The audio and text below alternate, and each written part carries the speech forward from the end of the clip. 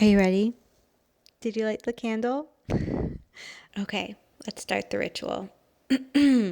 Welcome to Intuitively Wild, the podcast. I'm your host, Rachel. This is a space where truth gets its voice back because shame loses its power when we speak to it. Here, we don't skip the hard parts. We sit with them and we learn to hold ourselves inside them. This podcast is ritual in audio form, a way for us to bring intention and intuition back into our everyday. Let's dig into our roots and go deep. Michelle, welcome to the podcast. Oh, I forgot to pour our tea. We're having rose and nettle tea. This is Michelle's first podcast, and I'm so honored to have her on. And I want to start with the first question I ask all my guests, which is, what is one thing you wish people knew about you that you don't think many do? I mean, the people in my personal life know this, but maybe just online life, that I'm first generation Russian. Oh. I speak fluent Russian, and I just feel like being first generation, being the first one in my whole family born in the US is kind of tells a lot more about myself than maybe people know. Yeah, absolutely. Yeah. So was that was it very obvious to you that you were first generation, like when you were growing up? Like, do you feel like you were raised differently? Yes, it felt normal at the time, but then the older I get, the more I realize how it did make me feel different. My parents speak English. It's funny, I told my husband when he was first meeting my dad, I was like, oh, he doesn't have an accent at all. And then when he met him, he's like, you're joking. Like, he's the most Russian guy I've ever met. And I just didn't realize they both have like intense accents and just parent differently than a lot of my friends growing up. But I feel that it made me be friends with so many other first gen kids of different, not just Russian, Korean, all kinds. I just feel like there's a sentiment of, I don't know whether it was stricter parenting or what, but yeah. And how old were your parents when they came here from Russia? Like right before they had us, me and my sister, probably like 32, 30. Yeah. How old I am now. So yeah. So do you feel like maybe that contributed to your love of traveling, or where do you think that came from? Definitely. My Russian parents they still have like a proclivity for the nicer things. It's like very stereotypical Russian. But they came to America, came from like nothing, achieved some sort of wealth at one point, and were able to take us traveling all the time. They like to travel 4 times a year. Yeah. So I definitely was spoiled. And yeah, there are so many things that I don't realize until I'm an adult now of like my experience looking back. But I never went. I grew up in New Jersey and I never went to the Jersey Shore because my parents were like, why would we go there when we could go to the Caribbean? So it's like, and then when I met my husband, his family would go down the shore every summer, and it was so like wholesome and I loved it. But now it's just, this is, off topic, but Jersey Shore is just as expensive as the Caribbean now. So I don't know, I guess my parents had it right back then. Yes, that, and then Europe all the time. And I did not go to, my mom tried to send me to regular sleepaway camp in like Pennsylvania, and I hated it. And so she decided we should go to the south of France and she would send me to French camp. And that was like really formative of like my love of travel. And it sounds a lot bougier than it is, this place, and I want to send my kids there. It's truly like these shacks, like you're sleeping in closets with kids from Germany, Italy, all around. It's so affordable. It's 800 euro a week, like for food, French lessons 4 hours a day, and like your accommodations. So I went there every year for 4 or 5 summers. So yeah, and it really opened my world to like other people and just living on my own in a different country while I was super young. So yeah. That's so amazing. I found my love for travel probably started in college, and since then just traveled a lot, and most of those travels were by myself, and that really opened my eyes to different cultures and perspectives, and I'm so grateful for that experience. So I can't even imagine having that so young Yeah. and growing up with that kind of exposure. I think that's so special, and I would love to be able to give that kind of experience to my kids as Yeah. well. Yeah. I came home and I was like, these people have no idea. High school, middle school, I was like, they have no idea what's going on. It definitely felt alienating at the time, but it was good. And when, because as we were touching on a little bit before we started recording, you have multiple businesses of Mm-hmm. your own. Mm-hmm. Did you always know you wanted to be an entrepreneur? Like, what was that journey like? Not really. I think I always had a deep anger at working for other people that I didn't necessarily want to work for, and kind of being like frustrated with not being able to do the things that I saw so clearly, like this is how I would want to do it. So I feel like it like festered and festered, and my parents were always entrepreneurs, and I think I almost actively resisted it because I saw how stressful it was, and I like was like I'm never going to do that to my kids. I'm like because of how stressful it was. But then I feel like over the years it was just like I had no choice, like I had to do this. So yeah. I really do find this has been my experience, and from a lot of other entrepreneurs I've talked about, it seems related to them as well. You, it's just, it just happens, Mm-hmm. and even if you don't want it, or if it's like, very challenging, you find yourself like it just, you're like, this is, I guess this is what I'm doing. Yeah, it's And like you have to. yeah. Yeah. Yeah, that's how it felt. And obviously, so I've always had my own S corp from age 19 to freelance, but it only was recently that I was able to finally feel safe enough. And I mean, you're never fully safe, but finally I felt like I got enough like larger clients and things happening that I was like, all right, I need to fully dedicate. And now I feel like I work 10 times more somehow. I mean, that 100%. Yeah, but it's way more fulfilling. Yeah. Yeah, yeah. Yeah. I mean, there's pros and cons to every situation, and every choice, has its challenges. But I think that, and this, again, I was saying this in a recent podcast, it's like you have to choose your heart. Like Yeah. you have to choose the challenge that you are choosing. And when you're an entrepreneur, it often does mean that you work more, Mm-hmm. but it's often because you care about it more. Yeah, Like you're more of course. passionate about it, and And it's for you yourself. It's have like to. not Yes. for anyone else. Yeah. That's the best. Yeah. Yeah. Yeah. So so you have the traveling side, but you also have the marketing side. Like Mm-hmm. how did that come into the Um, mix? so marketing always, I just had an amazing opportunity when I was 19 and still in college to be the first employee of agency, of a digital marketing agency. And I can't believe like 10 years later, I have my own. But I really had that experience right out the gate where I was somebody's like first employee. I was an intern, then became an account manager, then became director of operations. And then, it was frustrating growing something that wasn't mine. There were other things I would have wanted to do there. So I left, did corporate, worked with amazing brands. Like I don't regret anything. I've worked with L'Oreal, Coca-Cola, some like really big names where I learned a lot.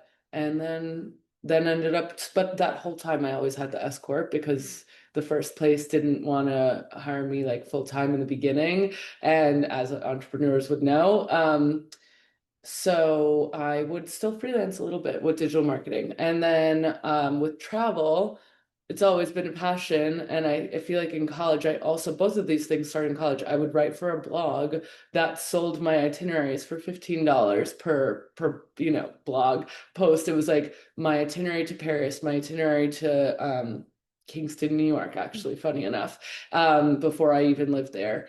And one day that website got bought out by where I like work now is Fora.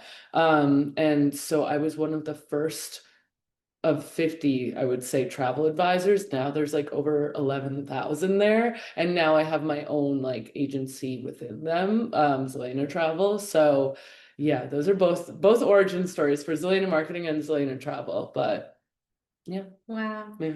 And it sounds like, do you feel like it was something you planned out ahead of time, or was it just kind of like each next opportunity kind of presented itself and you just. Yeah, I definitely didn't know.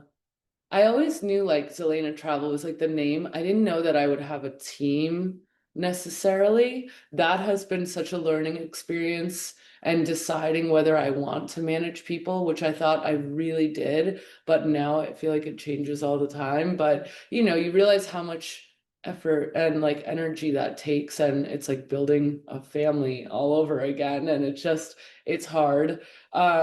So yeah, I'm still figuring it out with both companies, and I do have small teams on both that I love, but it is, exhausting.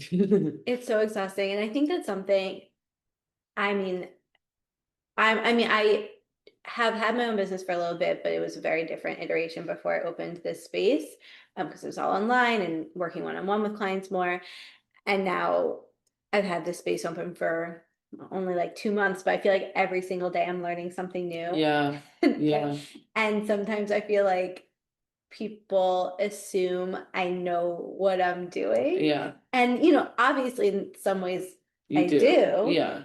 but in other ways I'm like, I have absolutely, I'm really just learning You've as I never had go. this I've never space. done this Yeah, before. yeah, yeah. Like, and I think that so many, even like entrepreneurs who have been doing it for years and years and years, we're all just kind of making it up as we go. And forever. Because part of Yeah, being an entrepreneur is like doing things differently, yeah, like really making it up from scratch. I know. So it's like sometimes I just laugh to myself because I'm like, I like I don't know what I'm doing. I was so certain that I cared most about work-life balance. Like Mhm. that was like something that I always thought. I was annoyed at, higher ups, and I was like, I know good people. I know like that they like I'll trust them to do work-life balance and all of that. Like I thought that was my North Star. And now that I'm an entrepreneur who works 24/7, I'm like, of course it matters and that's the goal, but maybe not like every season is going to be so balanced, and just like huge learnings. I feel like every day in entrepreneurship is like a year, like it's Oh, so intense, yeah. but And yeah, really, what is balance? Like, I think we all define yeah, balance in different ways yeah. on different days and Hmm. different seasons. Yeah.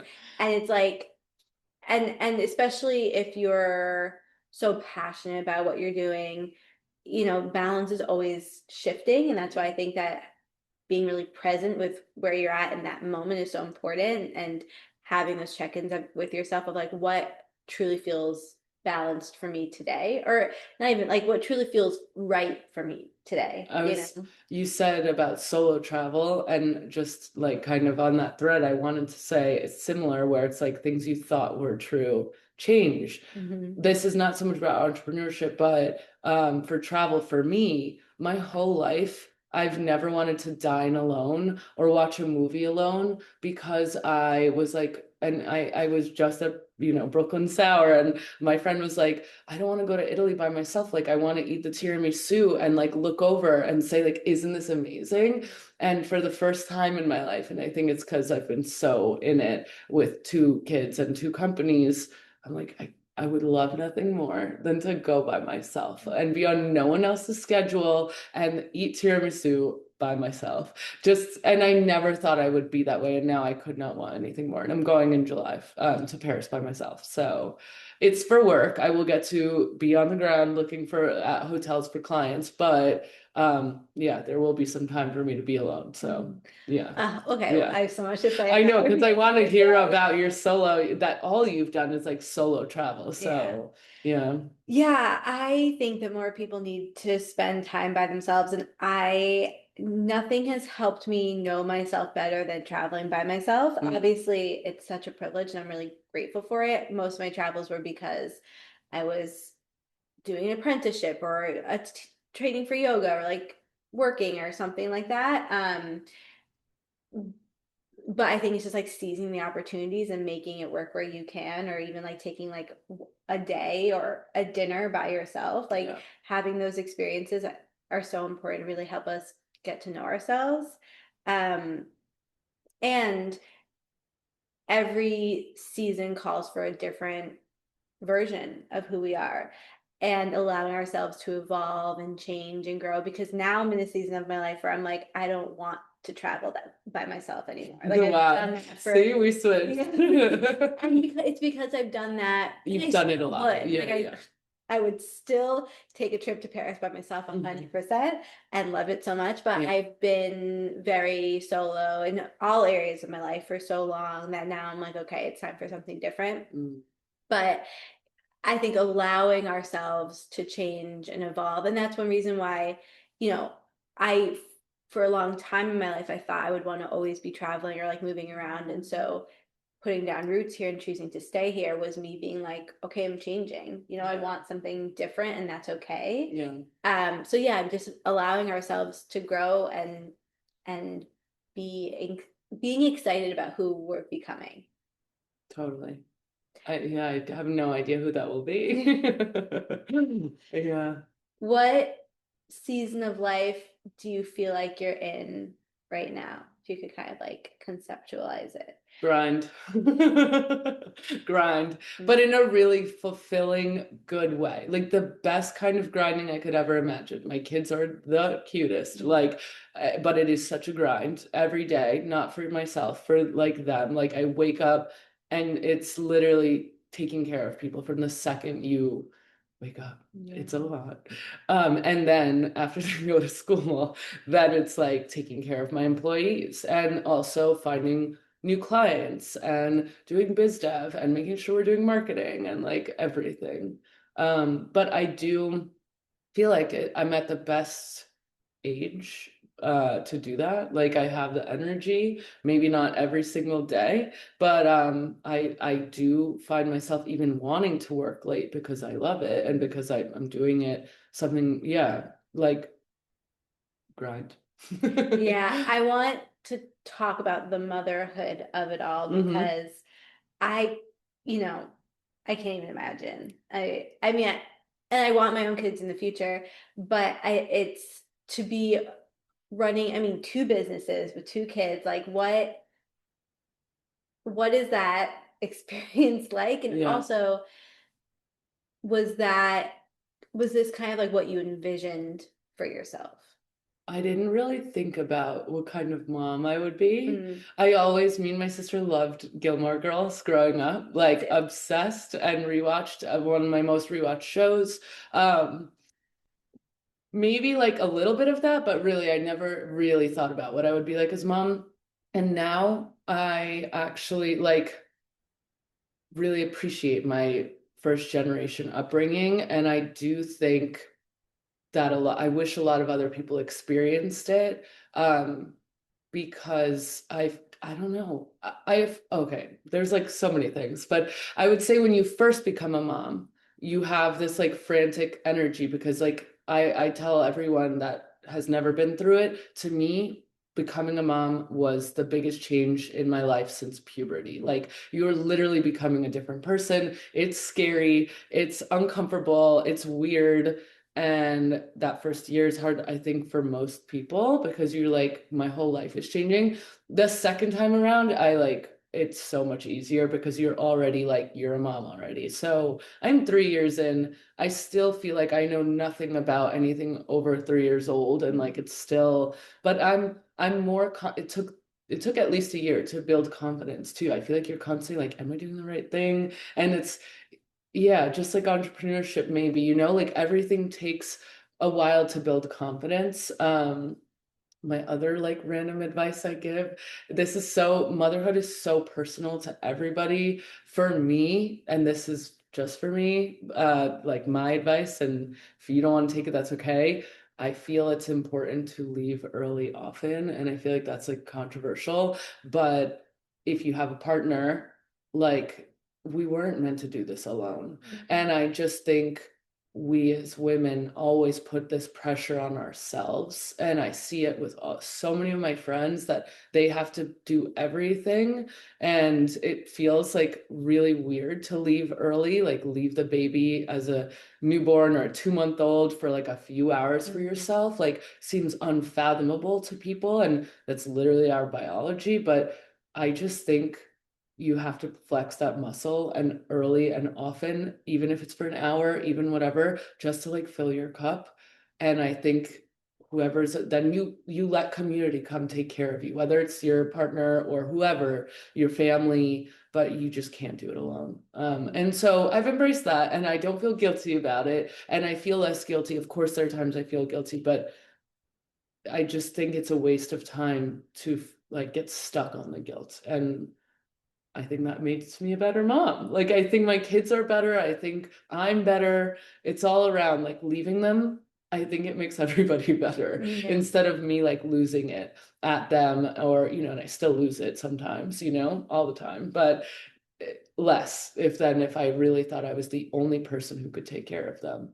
Yeah, I mean, so everything I'm going to say is coming from the perspective of not being a mom yet, but I think that that's so important to say. I mean, Yeah. first of all, I think we all should remove guilt and shame. Yeah. And we all have to really figure out what works for us and step away from the conditioning or the shoulds or the judgments and just be like, I'm going to do this in the way that works for me. Yeah. And showing our kids that we are our own whole independent human separate from them, I think is really important because it shows them how to discover that within themselves as they get older. And also when you're with them, you're able to be fully present and like feel fulfilled and satisfied in all the ways. I'm currently reading the Motherload. You heard of that book? Yeah. It's a memoir, but it reads like a fiction. It's really, really good. Yeah. But it's about this woman who um, struggled with postpartum depression. Anyway, it's a whole other conversation, but I think that being able to really express how we're feeling, have conversations with the people close to us of like what we're going through and what we need, whether it's motherhood or entrepreneurship, whatever phase of life we're in. Yeah. Just like being able to voice those feelings without and having that person that we know we can do that with and know that they won't shut us down. Yeah. Yeah. Is so important. So I think the fact that you're able to have support and whether it's your partner, whoever else you rely on and be like, I'm gonna go do this thing and like I need this. I just think that that's so powerful. Yeah. I should also caveat that it's like super privileged too. And I will take a moment to plug Junior League Kingston that I just did a community baby shower where I think when I first became a mom, I could not believe how hard it was in that first year. And I could not believe that people do it alone and without a partner that is helpful or without the means. And thinking about women forcing themselves to breastfeed because they can't afford formula, like it kept me up at night because I did use formula both times because it was hard for me. And yeah, so I finally 3 years later did a community baby shower where we literally, gave out so much amazing stuff, diaper drives. We did just like the most. It was so fulfilling. So yeah, I do think we need to help each other too. And it was, even if that means offering to babysit, like I feel like that is like the most heartfelt thing. And it might not mean that much to somebody to just sit with kids for an hour or two. Yeah, I have so many thoughts on the motherhood subject, but it's a deeply personal one. And I know it is sometimes hard to talk about it because people have such different experiences. So, Yeah, I think it can be so hard to talk about because it can be such an emotionally charged topic. Yeah. So people get so personally attached to certain things around it. Yeah. Which makes sense. It's so personal. And at the same time, I think we need to have that awareness of like it's just as personal to me as it is to this other person. Yeah. And we don't have to Agree. agree. Yeah, we have, I mean, I would say upstate's a magical place where actually so many people I feel are very open to different like experiences and being okay with somebody who wants to co-sleep and versus someone who's really not into co-sleeping or is very scheduled or very not or really obsessed with eating sugar or not. I have friends across the whole spectrum and I think that's okay. Like, No, I think it's important. yeah. Like, I think we should surround ourselves with people who see life differently, or like Hmm. do things like whether that's how we eat or our politics. Like, I think obviously there are certain values, or and we surround ourselves with people who are good friends and good people, but like just like you were saying with the travel and having all these different experiences, we could do that from where we're living right now, Yeah. just by allowing ourselves to have different kinds of friends with Friends. different kinds of perspectives. Definitely. Yeah, and I think they all help your kids too to Mm-hmm. see the different ways and try something different for a day, So Yeah. What is something you feel like you've learned about yourself recently, whether through motherhood or entrepreneurship or just living life? learned about myself maybe this year and even being in this space and I still need to come for like a session and what did you call your hours? Which ones? The 2 to 4. Oh, regulate hours. Regulate hours. Yeah, like I just so I feel like this year, and it's very like timely to be here and talking about what is new to me this year. It's definitely my more spiritual side. Mm-hmm. I feel like I've reconnected with my more spiritual side, and it was a goal of mine in the beginning of the year on our like we did this women's founder retreat, and there's like all these different components that you could bring into your business. The very like basic stuff like structures and teams and whatever, but then like one thing that stood out to me was like spirituality in your business. Like why, what is it like in you that you want to really cultivate in your business? Like, and it was the first time I was like, oh, and I did Temazcal, which was amazing in Mexico. And then I don't know, I've been doing breath work at home, like trying, or, it changes all the time, like what it is, but it is like some form of spiritual practice, whether it's yoga once a week.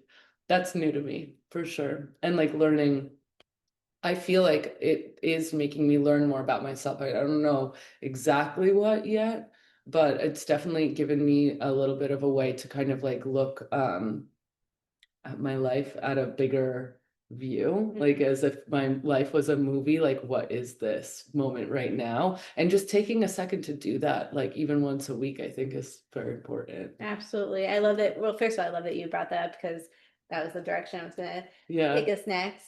And I, well, one, knowing ourselves on a spiritual level is like knowing who we truly are. I think can be easy to know how we navigate the world or relationships or work, but all of like we are spiritual beings, all of that is led from this like core part of ourselves. So getting to that like deeper level really unlocks so much for us. And also being I think being an entrepreneur and being a mother are two of the roles that force us to tap into our intuition more than anything. Definitely. And that is such a spiritual practice. Yeah. Yeah, so I'm curious. I think often we can think that we're not, connected to our spirituality, or like not living in that kind of way, but you'd be surprised how often you are.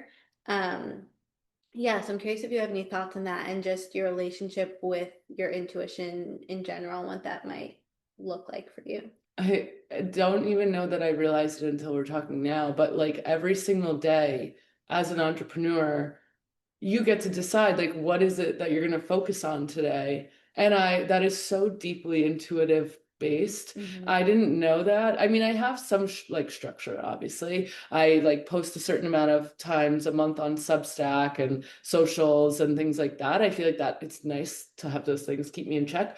Um, but otherwise, it's like, am I going to? I also have the goal to talk to somebody new once a week, at least one new person a week. But outside of like a couple of little parameters, it really is like, am I gonna just spend the whole day buried in my inbox today, or am I gonna go, be with people today and kind of brainstorm, and it is totally based on how I'm feeling, or am I just gonna skip today and maybe give myself a rest, which like I don't really do that often, and I did this weekend. It's like I woke up and I didn't even have the choice. Like I was like, I need to rest. Like this is, so I am. I didn't realize it until you said it, but I am.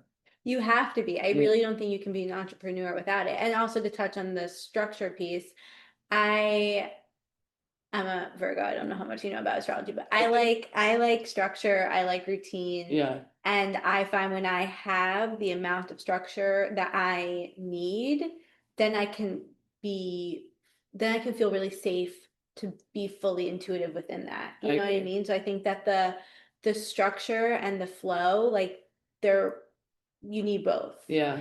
Um, How often do you dismantle your structure though? Because I feel like I have a structure too, but then every once in a while, and I'm like, screw the structure. Like it's like for whatever reason, I'm over it. I like whatever it is, breath work. I was doing it every single day for like a few weeks, and then I was like, you know what? It doesn't have to be 15 minutes. It could be 3 minutes. Like, so I'm just curious if you yeah, revisit the structure. yeah, oh yeah. Yeah. I mean, so it varies and it depends. Like there are certain things.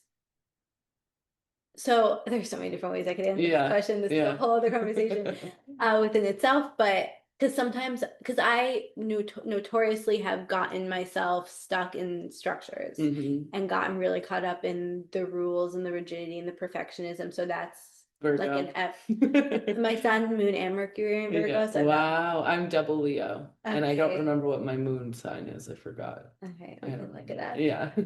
But yeah, I'm You're very double. Yeah. Virgo. Okay. Okay.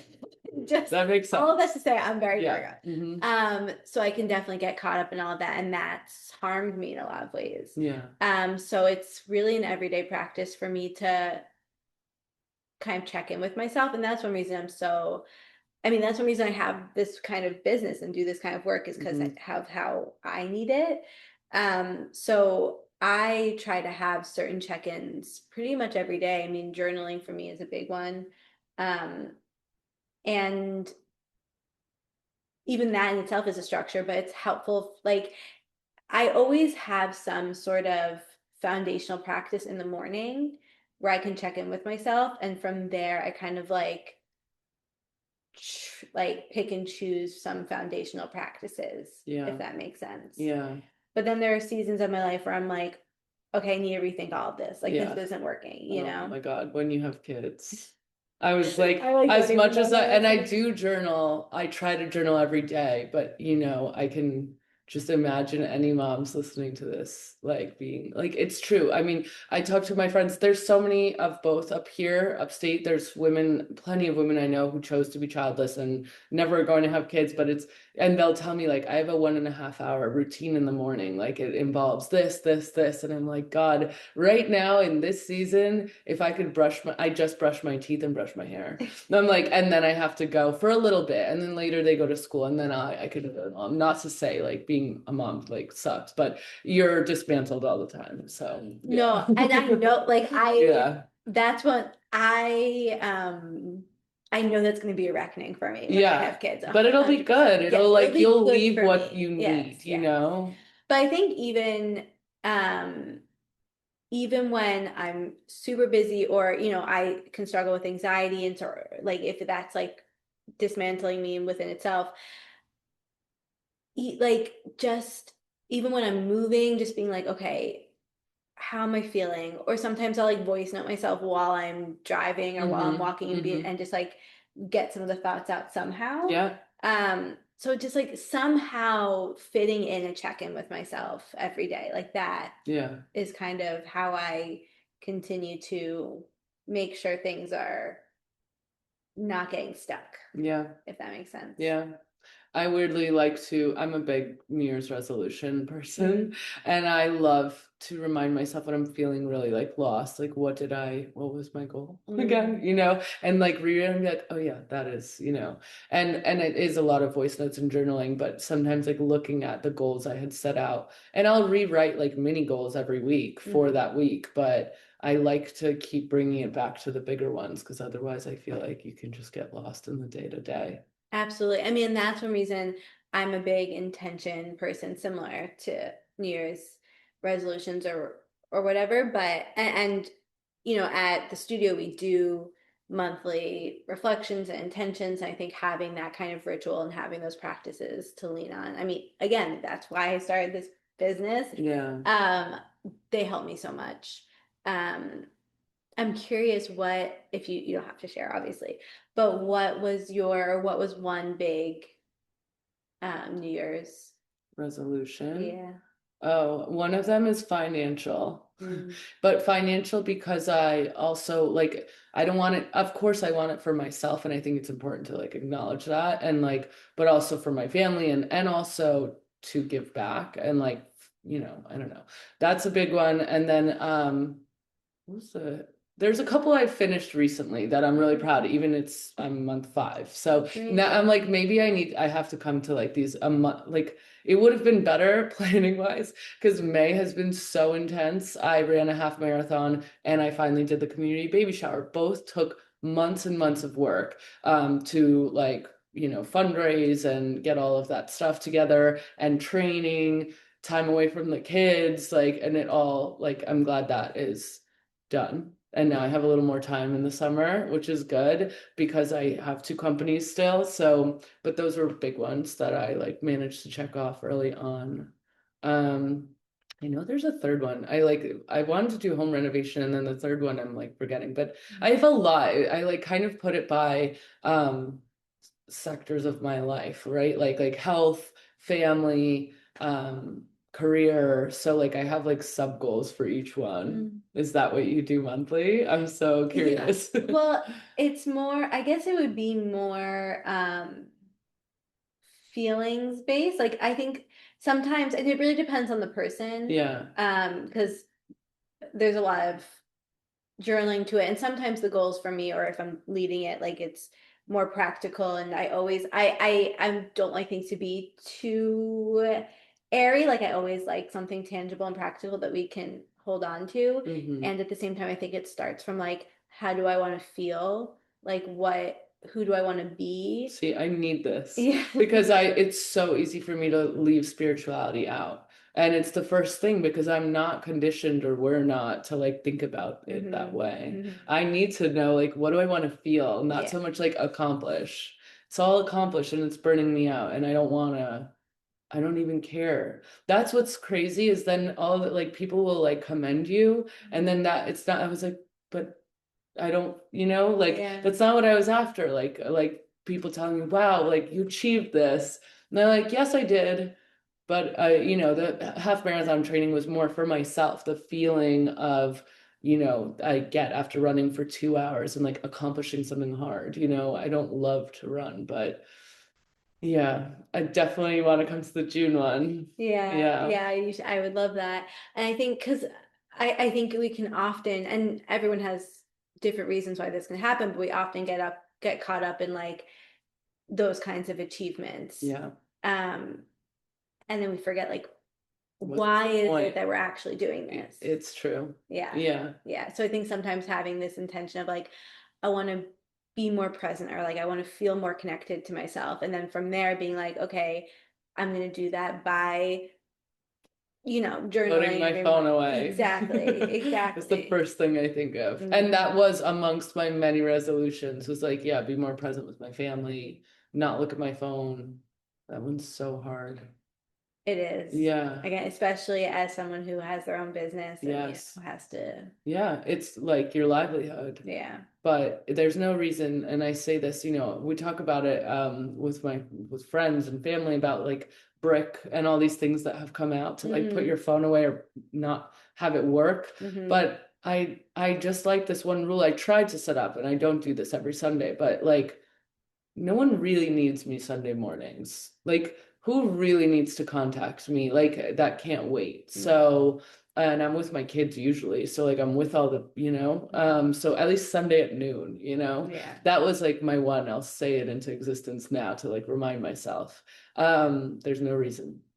I said, well, I try, so the studio's closed Tuesdays and Wednesdays. I really try, even though, like I was saying, I tend to work to some capacity on Tuesdays. One, I try to take Wednesdays fully off. Yeah. I mean, Yeah. it's hard for me, Yeah. and especially like if I get an email. But anyway, try to take it fully off. What I do though is I really try to be off social media Tuesday and Wednesday. Yeah. And I constantly say to myself, like, nothing is so important that it needs to be responded to Yeah. within the hour or Yeah. the day. No. Or like I need to see, like, there's nothing happening on But I social get media it. right There now. might be someone messaging like, "What are your hours?" Yeah, exactly. And I'm like, oh my God, they're not We the need to next. set a bot or something Yeah, for you to just we do. respond. We Yeah. do. Yeah. Yeah. I Yeah. really do need that. Yeah. Yeah. Because It's so that could be true. the only thing even I'm thinking for you. Like, Yeah. what could it be that like might be missing? It would be that. Yeah. Yeah. Oh, that's such a good point. Yeah, those are the things I could, yeah, yeah, that's a whole other conversation. We'll chat. Yeah. Um, okay, well, I guess, is there an intention? Well, I guess the social media one, but is there any intention you would want to like speak into existence right now? What was my social media one? You mean not be on Not, Mondays? yeah. Yeah. The other one that I've really been trying to focus on, that I was given this feedback when I shared at Salon last month with like what's my why with Zelena Travel. And it's not, I was thinking I needed to match like like financial goals of Zelena marketing, but that's not true. Like the reason I want to do travel and an intention I want to set, I really, really, really want to refocus on the fact that it is design forward travel, which could mean a lot of things, but it's what I like the easiest way for me to define it, meaning a $300 a night hotel, but it's like this beautifully designed, it's either like part of small luxury hotels of the world or like, it can be affordable, but it's still driven by design or good design, whether it's like the itinerary is designed well, but the space makes you feel like good design, or it could be, of course, like, $3,000 a night Amman experiences, which of course tend to be like amazingly designed, but there are still plenty of high like luxury experiences that are not well designed. So anyway, in touch with like design forward. Like I want to build a book of clients that I like really like the way they travel and I love planning their trips, because I can plan anyone's travel, but that doesn't mean I should. So that's another intention, is like, what am I really like building with Zelena Travel? And it is like, it's like my touch on the travel world, because the travel world is huge. So yeah. Yeah. Yeah, I love the getting to the root of what it is that really drives you. And I love that you have this different take on how you approach travel. What is it about like why design? Like what brought I think draws the you to word that? design encapsulates so much, because it could be like fashion design Mm. or furniture design, interior design, architectural design. So it's a very like broad word, but I find myself in a lot of self-discovery, which by the way all happened while I was pregnant, I feel like, is like, because you're already creating something, somebody told me, and so you're like, you just can't stop creating other things like your businesses. And so I don't know, I was just getting in touch with myself and like taking lots of quizzes of like, what are my favorite things and like, what is it that really drives me? And I like being a leader, but I also like good, like being surrounded by beauty, like, and it makes me feel at peace. And I know it's such a, I know there are men, but I feel like who love good design too, but it's so like women, I feel like just get it from like being in a cluttered space, and you just don't want, like, you just don't feel good. So I think like to get really to the root of it, I don't even know if I've ever said that out loud, but that is, I just like feel better in a space that's like calm and Yeah. well designed, Yeah. even if it means that the clothes in the boutique, like it could be so many different things about a space that makes it like a good design. Even, and a big part would be like the hospitality and like the people, knowing your coffee order, like knowing like little things. It really does not always have to be super expensive, even though that tends to like have a better guarantee, but you Mhm. know, there are gems all over the world that are not, where people do remember your coffee order the next morning and bring it to you without asking. Like, I feel like that in a way is like a well-designed experience. Mm-hmm. Yeah, and for me, hearing that, I'm thinking like intentionality Yeah. and people who really care. Yes, I never thought about it that way. But yes, of course. That's my target client, is people who don't want to waste their time on vacation once they get there and like be bummed out that it's not what they like wanted, and Mhm. wasting that time. Like, Yeah. that's precious. So, yeah. Yeah, I really love that. And again, after all of my travel experiences, I really value that as well. And just in general, I value intentionality. I also value not wasting time. So yeah, amazing. Okay, I feel like I could talk to you forever. Yeah, I have so many things for offline. Oh, I'm very excited.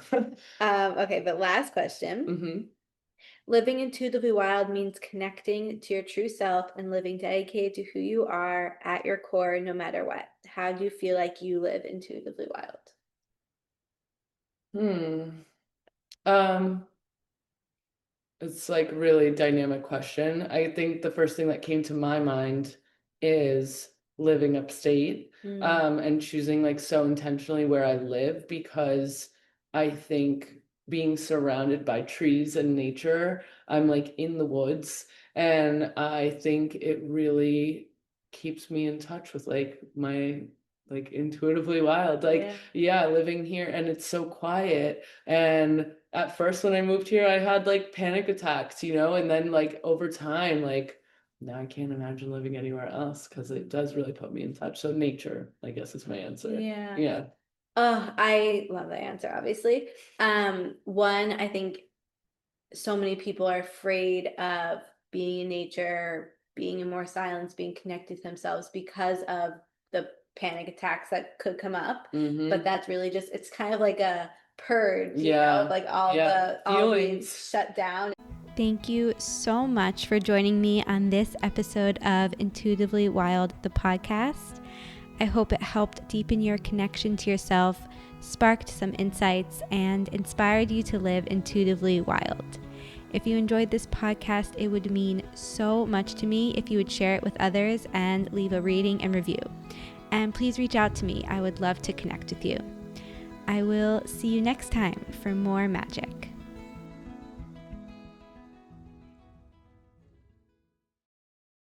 Yeah. For so long. And so now that you've been able to like purge that part out and stay connected to yourself, I think is so powerful.